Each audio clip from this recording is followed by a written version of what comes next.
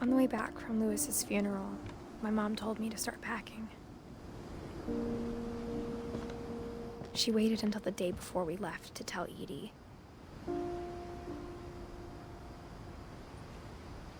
I'm not sure if she wanted to make it easier or harder.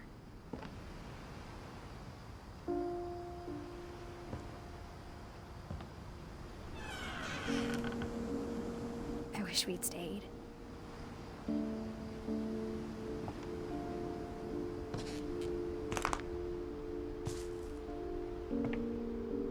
But I understand why we left.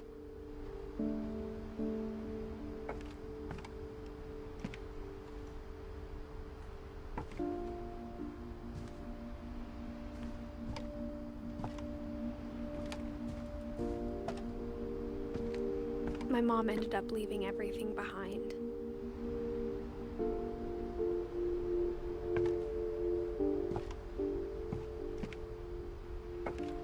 What happened that night had been coming for a long time.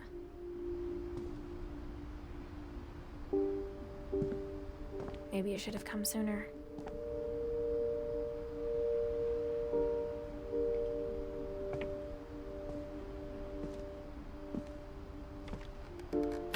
But it had to end one way or another. All that's left now is to tell you about that last night.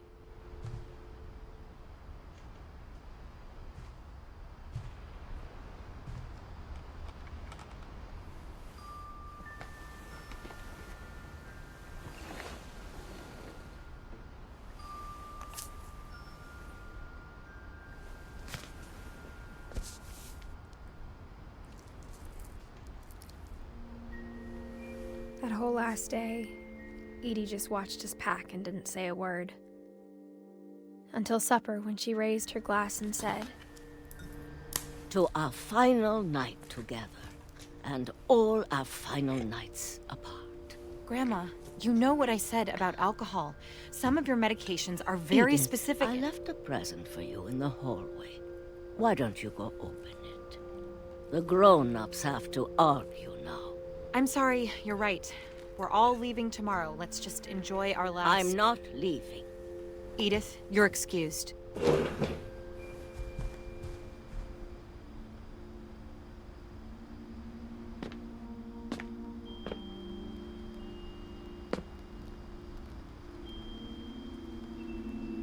the power had been shut off that morning, but Edie always had plenty of candles. When my mom sealed the library, I don't think she knew about the other entrance. Or that Edie had a key to it.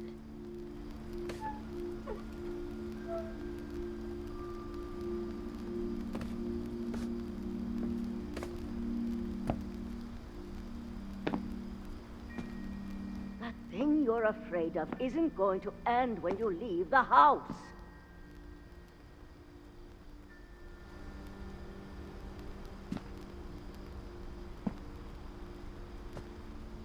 Edith has a right to know these stories. My children are dead because of your stories. I think it's best if Edith and I leave tonight.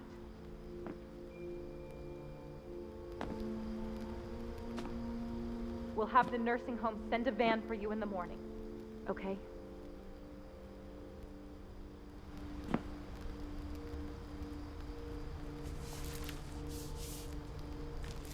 Dear Edith, there's so many stories I wish I could tell you, but there's only time for one. This is about what happened on the night you were born. That night, the tide went way, way out.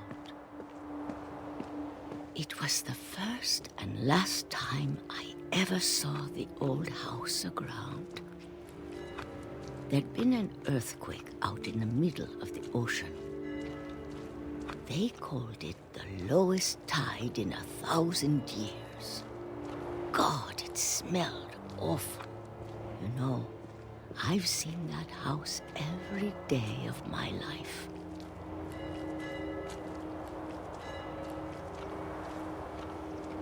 But I never thought I'd go back to it.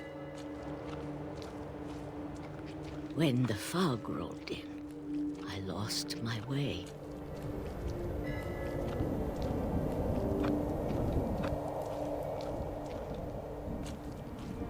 I got turned around.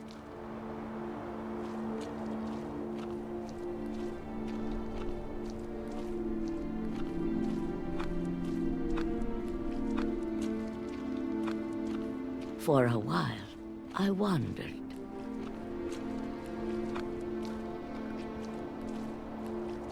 I started seeing things.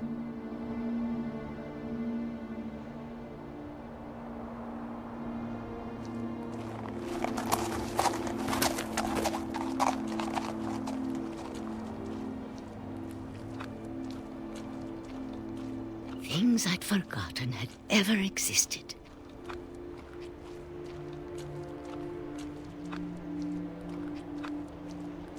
But when I saw them, they felt like old friends. That night, a lot of things came back to me. Or maybe I came back to them.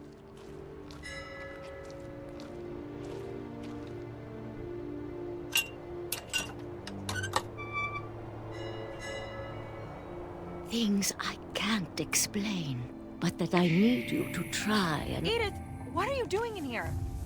It's mine. Edith! Mom, you're gonna rip it! Let go! I kicked and screamed, but Mom dragged me to the car.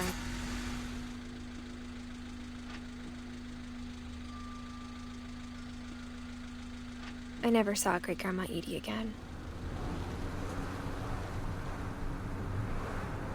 The next morning, the band came to pick her up, but she was already gone.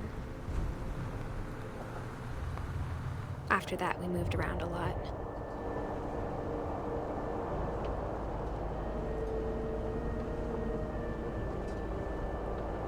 We both tried to make the best of it.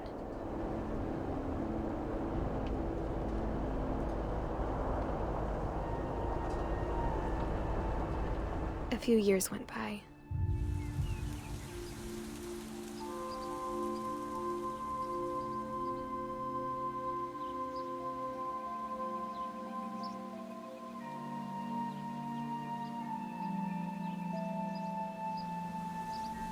My mom didn't like to talk about it, but she started getting sick a lot. The rest happened pretty quickly.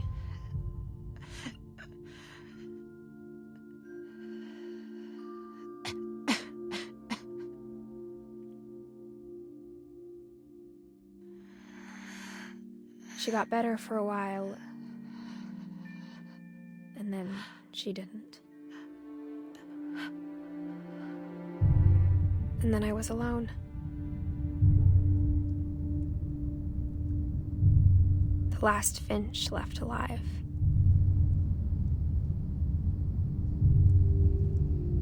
Until I found out about you. I'm still not sure what to tell you about all this. If we lived forever, maybe we'd have time to understand things. But as it is, I think the best we can do is try to open our eyes and appreciate how strange and brief all of this is.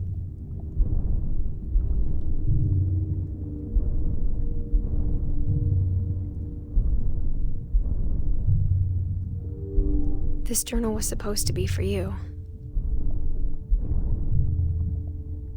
But now I hope you'll never see it. I just want to meet you and tell you all these stories myself. But I guess if you're reading this now, things didn't work out that way.